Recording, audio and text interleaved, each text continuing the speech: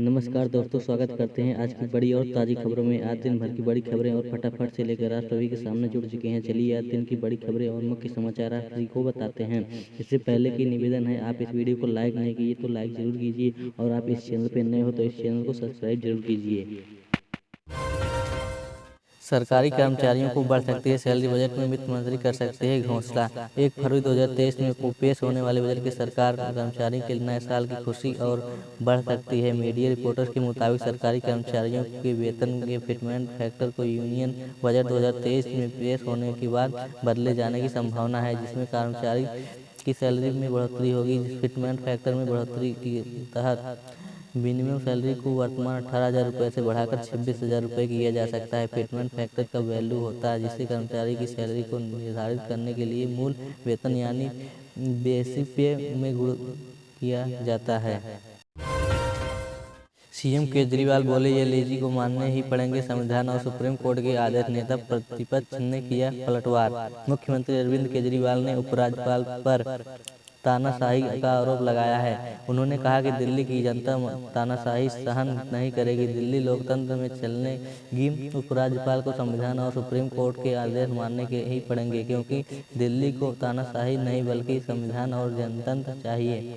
मगर उपराज्यपाल supreme court को नहीं मान रहे हैं। इस कारण देश में जनतंत्र बचेगा और विधानसभा बचेगा। दिल्ली सरकार के मंत्रियों और आप विधायकों के राज्य निवास मार्ग तक मार्च करने के बाद मुख्यमंत्री अरविंद केजरीवाल ने उपराज्यपाल का चौतरफा हमला बोला। केजरीवाल ने कहा कि वह दिल्ली के हर बच्चे को अच्छी शिक्षा देने का प्रयास कर रहे हैं। इसी कड़ी में सरकारी स्कूल में शिक्षकों को विदेश व ट्रेनिंग में लिए भेज रहे हैं, मगर उपराज्यपाल उनको फिनलैंड नहीं जाने दे रहे हैं। जबकि सुप्रीम कोर्ट ने 4 जुलाई 2018 को कहा था कि उपराज्यपाल के पास स्वतंत्र रूप से कोई भी निर्णय लेने की अधिकार नहीं है।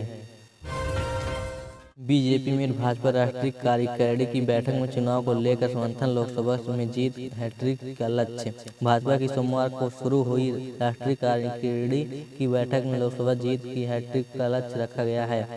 पहली गैर कांग्रेस पार्टी के रूप में 2 बहुमत हासिल कर चुकी भाजपा लगातार तीसरी जीत से नया कीर्तिमान स्थापित करना चाहती है।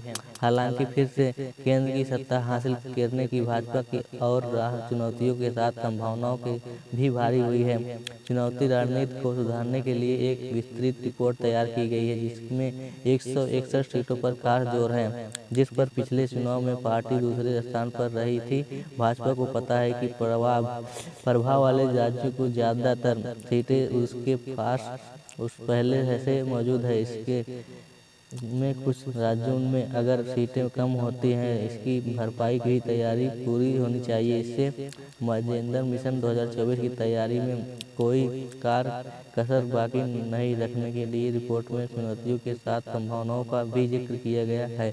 गौरतलब है कि बीते चुनाव में पार्टी के 4 केंद्रीय शासित प्रदेशों और 6 राज्यों को सभी सीटों पर जीत दर्ज की थी।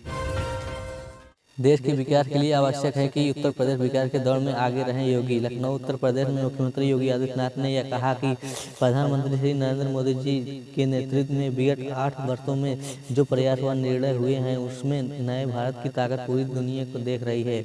यह बदलाव परिदृश्य की है, जहां भारत के प्रति पूरे विश्व की धारणा बदली है। दुनिया में नेतृत्व कर सकता है। यह सबको दिखाई दे रहा है कि दुनिया में किसी देश की ताकत उसकी अर्थव्यवस्था से होती है।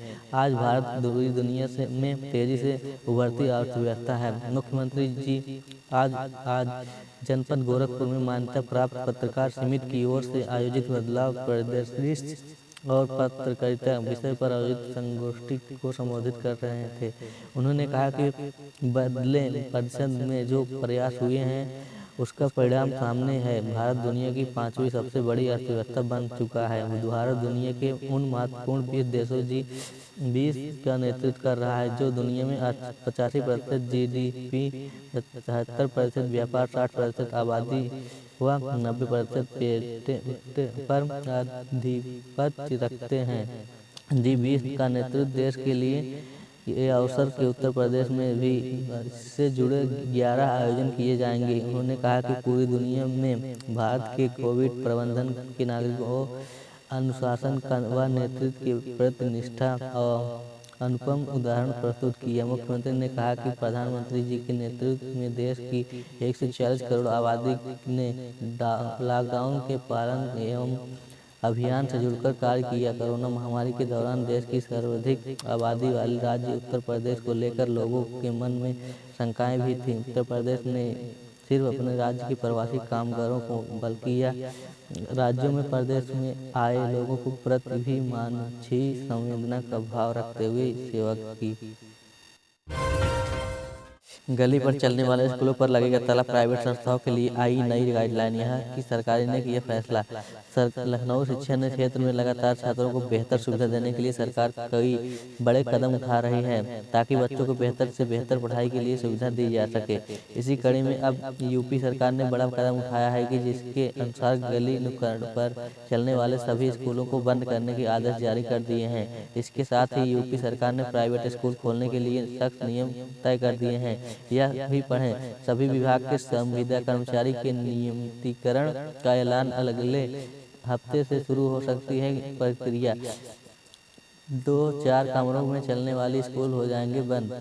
New guidelines of private institute. Uttar Pradesh Madhyamik Shiksha परिषद यानी यूपी बोर्ड में संबद्ध निजी स्कूल अब छोटी बिल्डिंगों में यानी 2-4 कमरों से संचालित नहीं किए जा सकेंगे। इसके साथ ही नए गाइडलाइन के अनुसार ही स्कूल को संचालित किया जाएगा। अगर ऐसा कोई नहीं करता है तो उसके ऊपर सख्त कार्रवाई की जाएगी। इसके साथ ही आपको बता दें कि नेशनल एजुकेशन पॉलिसी 2020 के तहत गुणवत्तापूर्ण शिक्षा सुनिश्चित करने के लिए ये बदलाव किए गए हैं। पुराने स्कूल चल भी रहे हैं, उनकी भी दोबारा जांच की जाएगी।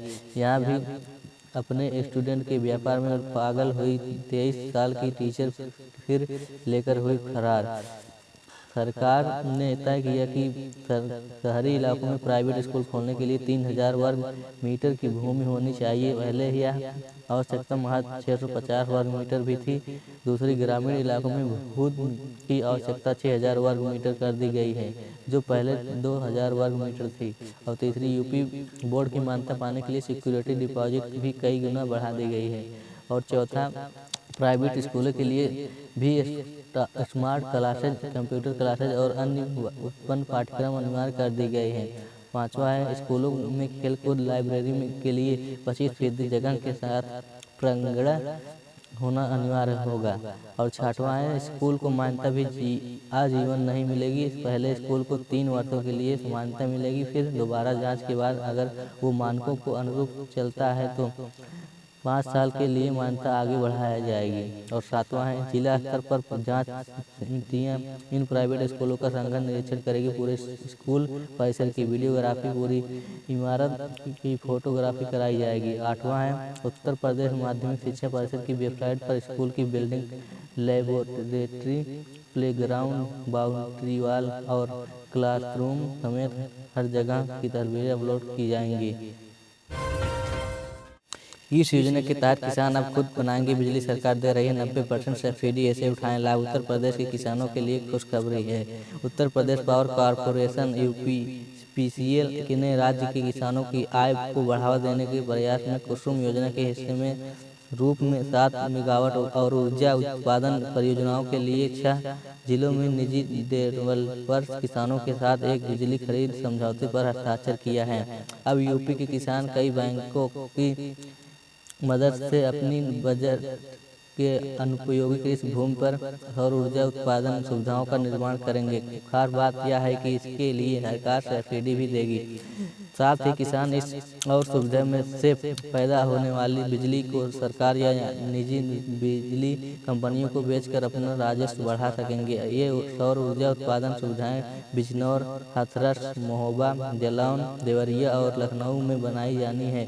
UPPCL के अध्यक्ष एम देवराज ने घोषणा की कि बिजनौर के बिलासपुर गांव में 1.5 मेगावाट पर सौर ऊर्जा उत्पादन केंद्र, हाथरस के मोहरगी गांव में 0.5 मेगावाट 500 kW की सुविधा और देवगांव में गांव 1 मेगावाट की सुविधा का निर्माण किया जाएगा। इसी तरह महोबा और जालौन के खुर्सी गांव में 1 मेगावाट की सुविधा और बरियार गांव में 1 मेगावाट की सुविधा का निर्माण किया जाएगा। 90% कुल सब्सिडी प्राप्त होगी। कृषि जागरण के मुताबिक इस योजना के किसानों को 2 तरह के लाभ होते हैं। प्रारंभ में पुराने डीजल सिंचाई पंपों को सौर ऊर्जा संचालित सिंचाई पंपों में बदलाव से सक्षम होंगे। दूसरे वे खेत में बने सोलर प्लांट में पैदा होने वाली बिजली को बिजली कंपनी को बेचकर सालाना 80,000 रुपये अतिरिक्त कमा सकेंगे। इस योजना के अनुसार किसानों को सौर पंप की लागत का 90% कुल सब्सिडी प्राप्त होगी। रिलायंस जियो का सबसे तगड़ा 82 रुपये का प्लान 11 महीने तक करें फ्री, अनलिमिटेड कॉल, एसएमएस और इंटरनेट डेटा का इस्तेमाल। हम सभी ज़्यादातर ऐसी प्रीपेड प्लान चाहते हैं जिसमें हम एक बार रिचार्ज कराएं और पूरे साल की छुट्टी हो जाए। आपको ये डर न है कि अब रिचार्ज खत्म हो जाएगा और कॉल बंद हो जाएगी। जियो अपने ऐसे यूजर्स के लंबी वैलिडिटी वाला प्लान लेकर आता है जो रिचार्ज करना भूल जाते हैं। यहाँ आपको 899 रुपये प्लान के बारे में बता रहे हैं जिसमें आपको एक बार रिचार्ज करके पूरे 11 महीने की वैलिडिटी मिलती है। अगर आप इस प्लान के मंथली खर्च की बात की जाए तो वह सिर्फ 82 रुपये है। आइए जानते हैं इस प्लान के फायदों के बारे में। जियो का 899 रुपये का प्लान, रिलायंस जियो ₹899 प्लान। जियो अपने जियो फोन यूजर्स के लिए सबसे सस्ता 11 महीने तक प्लान दे रहा है। 899 रुपये के प्लान में ग्राहकों को 336 दिनों यानी करीब 11 महीने की वैलिडिटी मिलती है। ये प्लान जेब पर किफ़ायती होने के साथ कई फायदे भी दे रहा है। ये प्लान आपको 28 दिन की वैलिडिटी साइकिल के हिसाब से मिलता है। 28 दिन यानी करीब 1 महीने के लिए 2 GB डाटा यूजर को मिलता है। कुल मिलाकर आपको 24 GB डेटा मिलता है। डेटा खत्म होने के बाद स्पीड 24 kbps पर आ जाती है। 899 रुपये के प्लान में मिलने के ये फायदे। प्लान में रोजाना ग्राहकों को हर 28 दिन के लिए रोज 50 SMS मुफ्त मिलते हैं। किसी भी नेटवर्क पर कॉल करने के लिए अनलिमिटेड कॉलिंग की सर्विस मिलती है। इसके अलावा जियो के कुछ खास फायदे: जियो टीवी, जियो सिनेमा, जियो सिक्योरिटी और जियो क्लब की फ्री एक्सेस भी मिलता है। 82 रुपये आज मंथली का कास्ट। अगर 336 रुपये के प्लान की वैलिडिटी देखें तो करीब 11 महीने बैठते हैं, यानी 899 रुपये वाले रिचार्ज प्लान का मंथली कास्ट करीब 82 रुपये महीने आती है। 82 रुपये महीने में खर्च होने आपको अनलिमिटेड कॉल, 50 SMS फ्री और इंटरनेट में डेटा मिल रहा है। तो ना जियो का value for money recharge plan, इसमें पैसा कम और फायदे ज़्यादा है। 40 मिनट चार्ज होकर 40 किमी चलेगी। ये इलेक्ट्रॉनिक कार 50 लाख की गाड़ी में भी नहीं मिलेंगे ये फीचर्स। MG मोटर्स ने ऑटो एक्सपोर्ट 2023 में MG5 इलेक्ट्रॉनिक कार में पर्दा उठा दिया है। यह इलेक्ट्रॉनिक कार पहले से ही यूरोप के बाजारों में बिक रही है।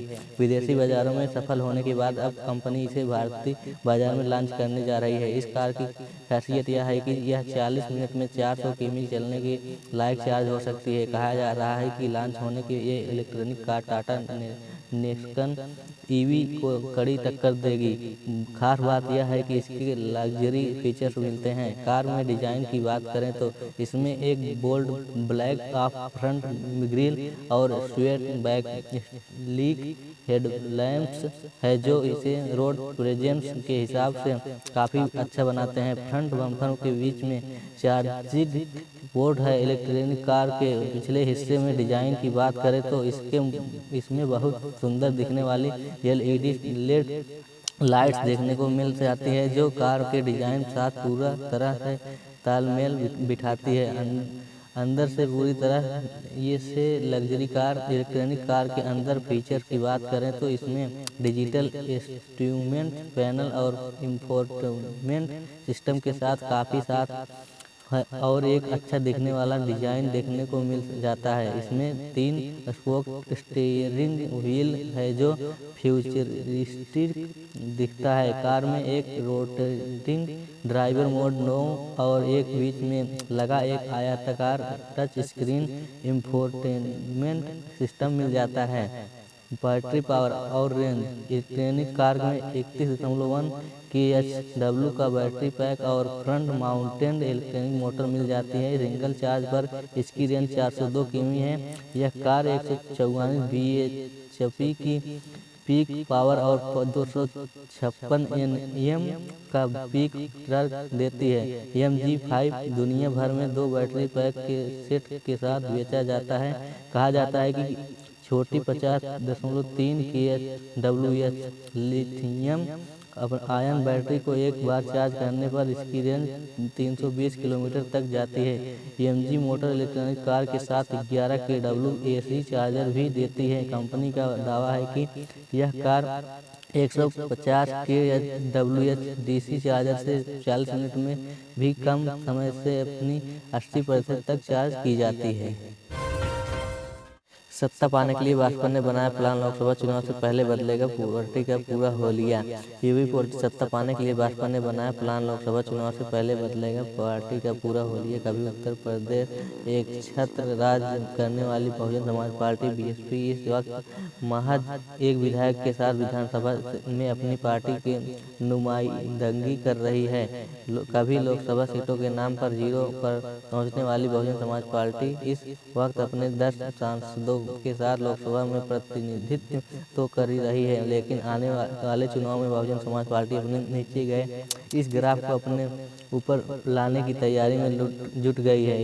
यही वजह है कि भाजपा सुप्रीमो मायावती और पार्टी के कुछ चुनिंदा नेताओं ने पार्टी में पूरी तरीके से मेकर ओवर की कई बड़ी योजनाएं बना डाली है। पार्टी से जुड़े नेताओं का कहना है कि आने वाले लोकसभा चुनाव से पहले पार्टी का पूरा होलिया बदल हुआ नजर आएगा। जल्द होंगे पार्टी में बड़े फेरबदल। दरअसल बहुजन समाज पार्टी अपने खोए हुए जनाधार को पाने के लिए एक बार फिर से नई योजनाओं को बना रही है। नई योजनाओं में तमाम तरह के फेरबदल और पार्टी में निष्क्रिय हो चुके नेताओं को भी बदलने का बड़ा फरमान जारी हो चुका है। बहुजन समाज पार्टी से जुड़े वरिष्ठ नेता बताते हैं कि पार्टी की नीतियां और बाबा साहेब के मिशन को नीचे तक पहुंचाने में बहुत से नेता नाकाम हो चुके हैं। वह कहते हैं कि इस बारे में भाजपा सुप्रीमो मायावती की पूरी तरह जानकारी है कि कौन नेता किस तरफ से पार्टी में काम कर रहा है। उनके मुताबिक अगले कुछ दिनों में पार्टी के भीतर न सिर्फ बड़े फेरबदल होंगे बल्कि बूथ स्तर पर संगठन ढांचे को मजबूत किया जाएगा। इसके अलावा पार्टी के नेशनल कोऑर्डिनेटर और मायावती के भतीजे आकांक्ष आनंद की ओर से पार्टी में युवाओं को ज़्यादा से ज़्यादा मौका देने की बात की है। पार्टी से जुड़े वरिष्ठ नेता कहते हैं कि ऐसा कहते पार्टी सिर्फ बड़े बदलाव करेगी बल्कि उसके परिणाम भी आने वाले लोकसभा चुनाव में दिखेंगे। बहुजन समाज पार्टी से जुड़े वरिष्ठ नेता का कहना है कि आकांक्ष आनंद ने भाजपा सुप्रीमो मायावती से पार्टी ज़्यादा से ज़्यादा युवाओं को भागीदारी और उनको जिम्मेदारी देने की सिफारिश की है। पार्टी से जुड़े सूत्रों को कहना है कि आने वाले लोकसभा में चुनाव बहुजन समाज पार्टी ज़्यादा से ज़्यादा युवाओं को मौका देकर चुनावी मैदान में उतारेगी। बहुजन समाज पार्टी में लंबे समय से अलग अलग पदों पर जिम्मेदारी निभाने वाले एक वरिष्ठ नेता कहते हैं कि पार्टी का ग्राफ 2012 से लगातार गिर रहा है। उनका कहना है कि पार्टी ने इस दौरान रणनीतिक तौर पर फेरबदल और कई प्रयोग भी किए, लेकिन ज़्यादातर प्रयोग असफल भी साबित हुए। वह कहते हैं कि प्रयोग गठबंधन के तौर पर ये थे और जातिगत समीकरणों में आधार पर इसे किया गया था। फिलहाल बहुजन समाज पार्टी आने वाले लोकसभा चुनाव से पहले इस व्यापक फेरबदल करते हुए युवाओं को तरजीह देने की योजना बना रही है। कोटक महिंद्रा ने दिया झटका, महंगा कर्ज ग्राहकों पर आज से बढ़ेगा EMI का बोझ। नई दिल्ली प्राइवेट सेक्टर में कोटक महिंद्रा बैंक ने अपने ग्राहकों को बड़ा झटका दिया है। बैंक ने अपने कर्ज की दरों यानी EMCLR में बढ़ोतरी करने का ऐलान किया है। EMCLR में इजाफा होने के बाद होम लोन, ऑटो लोन या पर्सनल लोन सभी तरह के कर्ज महंगे हो जाएंगे। बता दें कि रिजर्व बैंक द्वारा उठाए गए कदमों में चलते महंगाई भले ही काबू में आ रही है, लेकिन रेपो रेट में एक के बाद बढ़ोतरी के फैसले का असर कर्ज लेने वाले ग्राहकों पर पड़ रहा है। कोटक महिंद्रा बैंक ने विभिन्न लोन सेगमेंट के लिए अलग अलग अवधि के EMCLR में 10 से 30 बेसिस पॉइंट्स तक बढ़ोतरी की है। बेसिक बैंक में ऐलान में बाद अलग अलग अवधि के लोन पर ब्याज दर 8.15% 9.15% के बीच हो गया है। बैंक की नई दरें 16 जनवरी 2023 में लागू हो गई हैं। बढ़ जाएगी आपकी EMI। EMCLR में बढ़ोतरी के साथ टर्म लोन पर EMI बढ़ने की उम्मीद है। ज़्यादातर कंज्यूमर लोन 1 साल के मर्जी की फास्ट बेस्ट लेंडिंग रेट के आधार पर होती है। ऐसे में EMCLR में बढ़ोतरी की पर्सनल लोन, ऑटो और होम लोन महंगे हो सकते हैं। क्या होता है EMCLR? गौर मतलब कि EMCLR भारतीय रिजर्व बैंक द्वारा विकसित की गई एक पद्धति है जिसके आधार पर बैंक लोन के लिए ब्याज पर निर्धारित करते हैं। इसके पहले सभी बैंक बेस रेट में आधार पर ग्राहकों को लिए ब्याज दर तय करते हैं। PMAY के तहत जिले के 35,183 हितग्राहियों का सपना हुआ साकार। धमतरी 15 जनवरी प्रधानमंत्री आवास योजना ग्रामीण के गरीब परिवारों का सपना पक्का मकान होने का सपना साकार हो रहा है।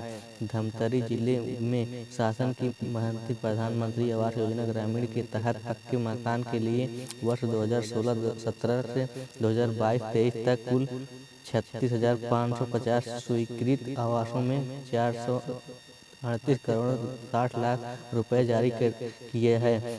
इसमें अब तक कुल 35,183 पूर्ण आवासों के हितग्राहियों को 431 करोड़ 91 लाख 25 हजार रुपये जारी किया गया है और 13,067 आवास प्रगतिरत के वर्तमान में 4816 हितग्राहियों को शासन द्वारा पहली, दूसरी और चौथी किस्त की राशि लगभग 9 करोड़ रुपए 85 लाख रुपए सीधे हितग्राहियों के खाते में हस्तांतरित की गई है। शेष बचे हितग्राहियों को किस्त प्रदाय करने के लिए कार्रवाई की जा रही है। इसी तरह 1367 प्रगतिरत आवासों के पूर्ण होने के बाद 6 करोड़ 68 लाख रुपए 72 हजार रुपये जारी किया गया है। ज्ञान हो कि प्रधानमंत्री आवास योजना की अवधारणा पक्का छत पक्की दीवार की, जिसके तहत हितग्राहियों को प्रति आवास 1 लाख रुपए 20,000 रुपए की दर से दिया जा रहा है। साथ ही 90 दिनों की मजदूरी भुगतान मनरेगा योजना के तहत भी अतिरिक्त पर दी जा रही है।